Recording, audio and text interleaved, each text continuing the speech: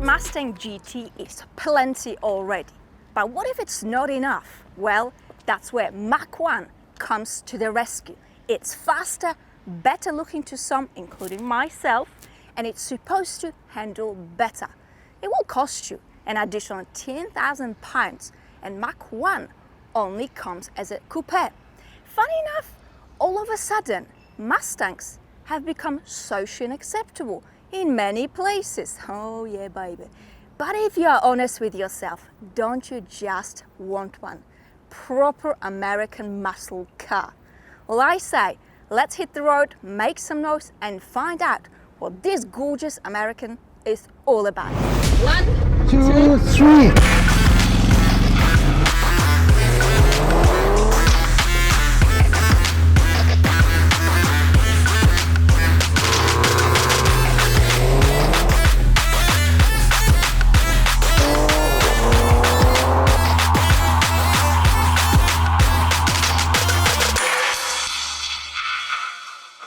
Okay, time to measure the acceleration. There's no special procedure for the launch control, not that I'm aware of, but my gut feel tells me if I put this car into what's so-called the drag strip mode, that should do nicely.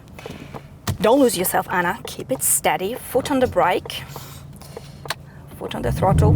Oh, she's ready to take off. Come on, Mustang Mach 1, show me what you've got. You actually don't know what the declared 0 to 100 is, but I have measured 5.02 seconds. Not bad for a naturally aspirated engine. Anyway, let's cool our jets off.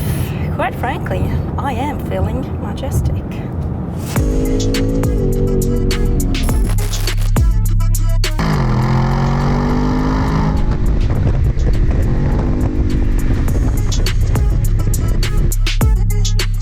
See what we are dealing with under the bonnets. A bit of manual labor, that is fine. Well, it feels a bit like walk down memory lane. A proper 5-litre V8 naturally aspirated petrol engine which pumps 460 horsepower, 529 newton meters of torque. And guess where all the power is going? Yep, to your back wheels. Now, the model I have with me today is being operated by a 10-speed automatic gearbox, but Mach 1 can be a manual. The question is, can this dinosaur guide us to heaven? Well, time will tell.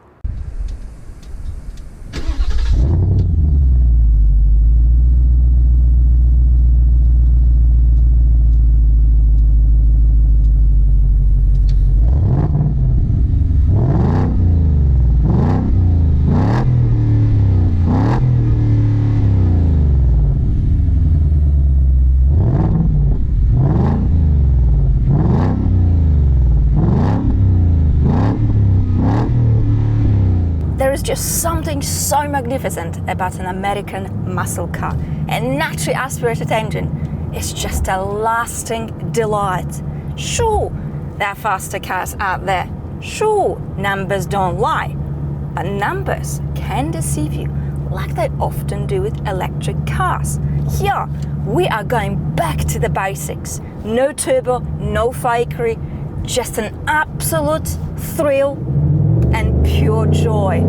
Every time I brush on the accelerator in this car, do you know what it does to me? It just simply leaves me speechless. There are not too many things and not too many people who have managed to do that with me. Absolutely magnificent.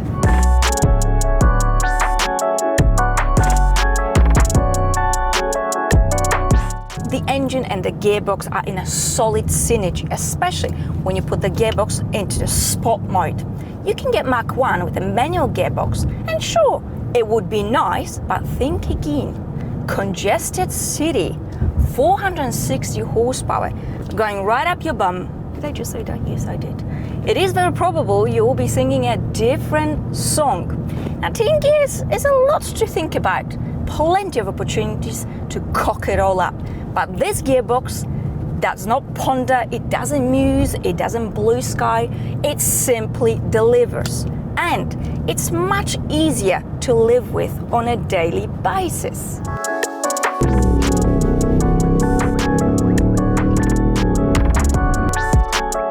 So this is an American muscle car, but it doesn't mean that it's not practical. So let's check the boot space. Actually, we've got just over 400 liters of space. You can in fact put long bags like this. And the back seats do fold down, but that is enough about the boot space.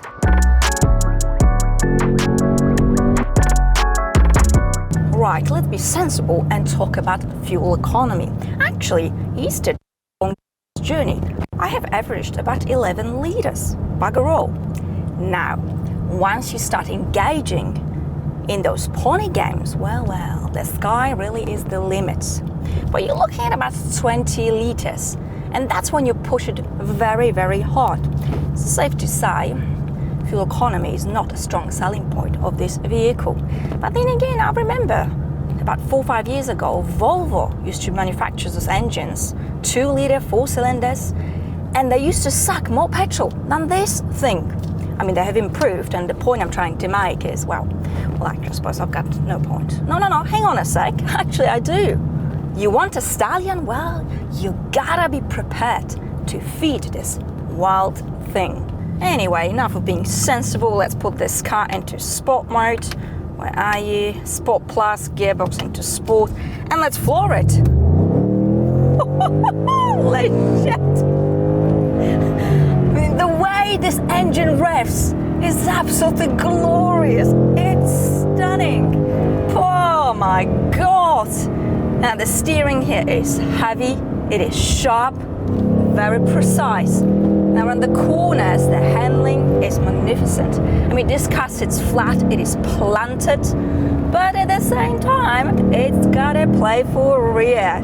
So you just have to keep that in mind, because if you push it just a little bit too hard, you might find yourself wrapping your teeth around the very next tree. Is this going to stop you from pushing this car? Absolutely not. I mean, what are you going to do? Embrace the rules?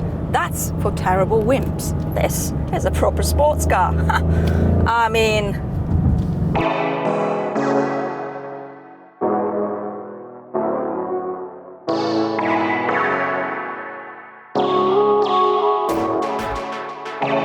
so the cabin of Mach 1 is simple, it is cool, and it fits the character of this car perfectly.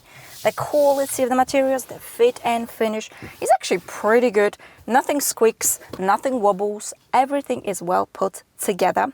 Traditional handbrake, I like it. I like the knob as well. We've got Recaro sport seats, and boy, they've got a big job to do.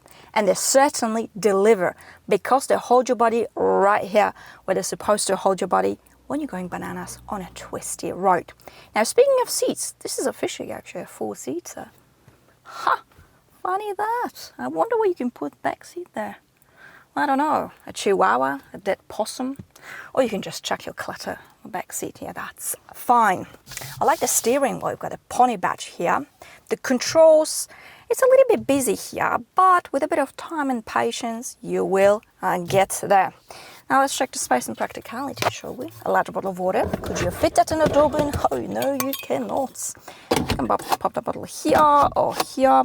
That is good enough. Glove box. Decent size as well. I like the combination of these materials. You've got B&O speakers, by the way. Okay, the controls here, everything is physical. You've got physical knobs, which is very practical with a car of this nature. I mean, you don't want to be fiddling with the touchscreen when you've got a 5-liter V8 under the bonnet. Of course not. By the way, actually, you've got settings for your steering. You've got sport steering, you've got comfort steering and normal steering. So that's good. Okay. Change of modes is also as well here. Let's look at the screen. So this is a touch screen. You can plug in your iPhone or your Android if you don't like it. It's pretty okay. I mean, it's a standard Ford. Let's look at navigation. It's pretty quick, but you really want to be looking at navigation when you're driving a car like this. I mean, it's not about the journey. It's not about the destination. It's about the journey, isn't it? That's good enough, but overall the cabin is absolutely fine.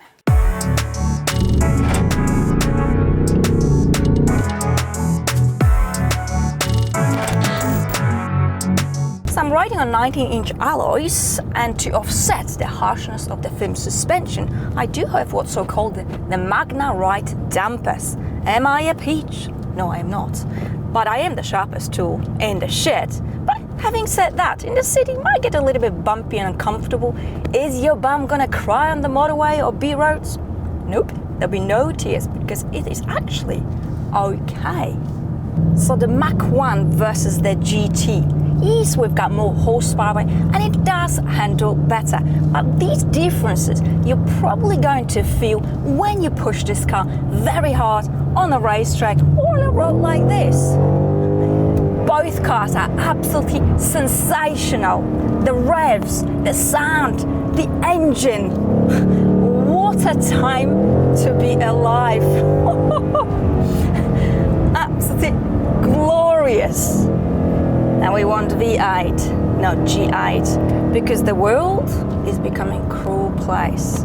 But on the other hand, it's not a swan song just yet. And until such time, we've got this. This is absolutely bloody amazing, and I love this car. And that's it for today. Thank you so much for watching, and I shall see you all very, very soon. Bye.